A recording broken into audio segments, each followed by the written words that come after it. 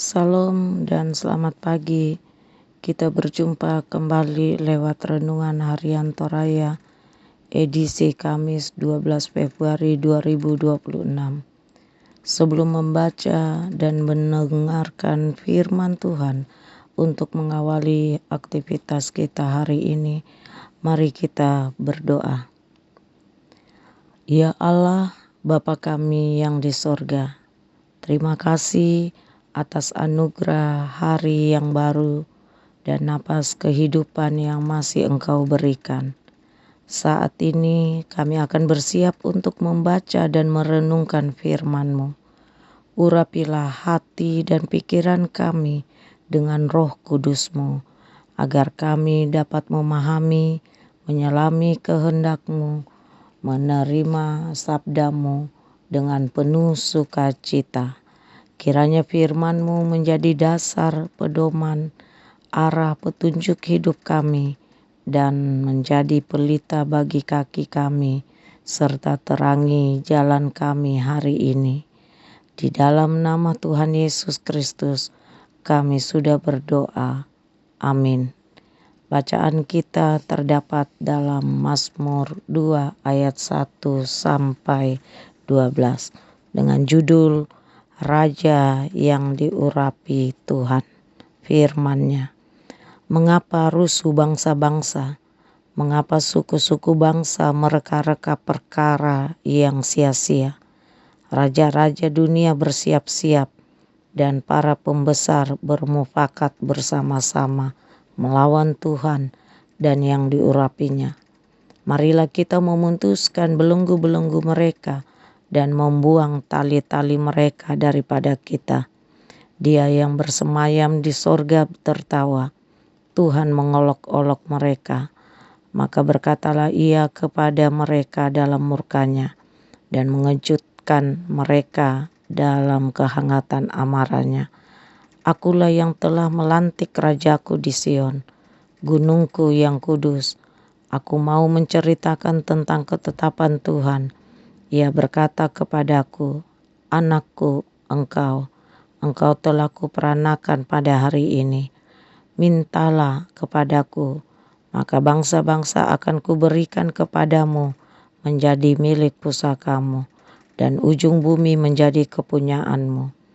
Engkau akan meremukkan mereka dengan gada besi, memecahkan mereka seperti tembikar tukang periuk. Oleh sebab itu, hai raja-raja, bertindaklah bijaksana, terimalah pengajaran, hai para hakim dunia. Beribadahlah kepada Tuhan dengan takut, dan ciumlah kakinya dengan gemetar, supaya Ia jangan murka dan kamu binasa di jalan, sebab sekali murkanya menyala. Berbahagialah semua orang yang berlindung padanya. Amin. Mari kita renungkan firman Tuhan dengan tema cinta yang tunduk di kakinya. Bapak, Ibu, saudara-saudari yang terkasih di dalam Kristus, mari kita bicara tentang cinta kepada Allah. Lebih tepatnya, mari kita memeriksa bentuk cinta kita kepada Allah. Mazmur 2 memperlihatkan relasi manusia kepada Allah yang telah rusak. Raja-raja dunia memberontak, bangsa-bangsa bergolak, dan manusia menentang kehendak Allah. Cinta manusia kepada Allah memudar karena manusia menginginkan kebebasan dan menghindari ketaatan. Allah marah, namun di balik amarah ilahinya itu terselip seruan untuk kembali pada relasi cinta kepadanya. Beribadahlah kepada Tuhan dengan takut, dan ciumlah kakinya dengan gemetar. Berbahagialah semua orang yang berlindung padanya. Ini pada ayat 11 dan 12. Bapak Ibu yang terkasih di dalam Kristus, waspadalah. Terkadang kita ingin Allah mengerti kemauan dan kehendak kita, tetapi kita jarang berusaha mengerti apa yang dikehendakinya. Kita suka mendengar kata kasih, tapi jarang mau menerima kata taat.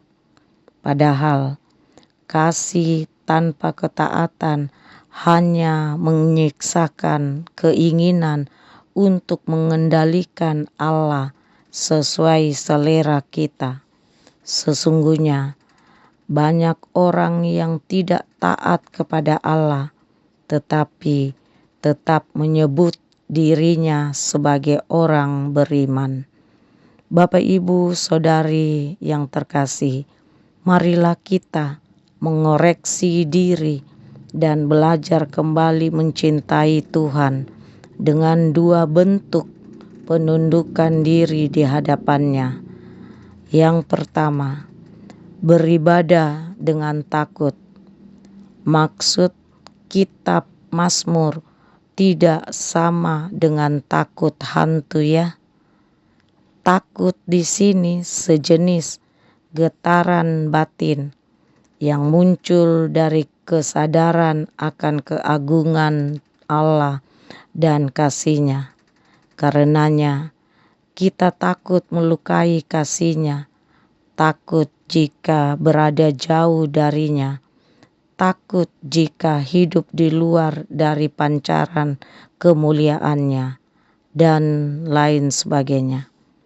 Yang kedua, ciumlah kakinya dengan gemetar. Artinya, hormati dan taati Dia. Itulah sumber kebahagiaan dalam relasi cinta yang benar kepada Allah. Maka berbahagialah semua orang yang berlindung padanya. Amin. Demikianlah firman Tuhan yang kita sudah baca dan renungkan. Mari kita tutup dengan doa. Bapa kami yang di sorga, di dalam kuasa dan kasih-Mu, kami berdoa, berterima kasih atas firman-Mu yang sudah diperdengarkan pada kami dalam mengawali kegiatan kami hari ini. Biarlah firman-Mu senantiasa menjadi pelita bagi kaki kami dan terang bagi jalan kami. Roh Kudus, mampukanlah kami untuk menjadi pelaku firman-Mu, bukan hanya pendengar saja, melainkan kendalikanlah hati, pikiran, perkataan, dan perbuatan kami, sehingga Engkau berkenan berkati kami dalam aktivitas kami hari ini. Ya Tuhan, kami berdoa buat jemaat Tuhan yang sakit. Kiranya Tuhan Yesus jamah dan pulihkan, baik yang ada di rumah maupun di rumah sakit. Berdoa pula buat jemaat Tuhan yang bersuka cita atas ketambahan usia, hari perkawinan, ataupun sukacita yang lain. Kiranya Tuhan menambahkan sukacita mereka dan memberkatinya. Berdoa juga bagi orang tua kami ataupun para lansia, kiranya dikuatkan imannya agar lebih sabar dalam menghadapi usia indahnya dan diberikan kesehatan selalu. Berdoa bagi anak-anak Tuhan dalam menuntut ilmu pendidikan formal maupun perguruan tinggi. Kiranya dijaga dan dilindungi serta diberikan pengetahuan yang baik dari Tuhan agar mereka menjadi anak-anak yang takut akan Tuhan. Berdoa bagi pemimpin bangsa dan negara kami, mulai dari pusat sampai pelosok daerah.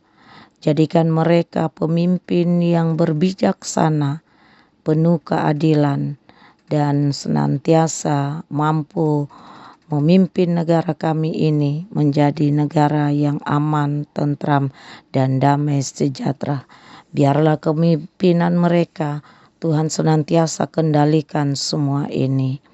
Jadikanlah hidup kami ya Tuhan menjadi berkat bagi sesama kami dan kemuliaan bagi nama-Mu Tuhan. Serta ampunilah salah dan dosa kami. Biarlah semua ini kehendak Tuhan yang jadi, jangan kehendak kami. Dalam nama Tuhan Yesus Kristus Tuhan dan Juru Selamat kami sudah berdoa kepada Bapa dalam kerajaan sorga.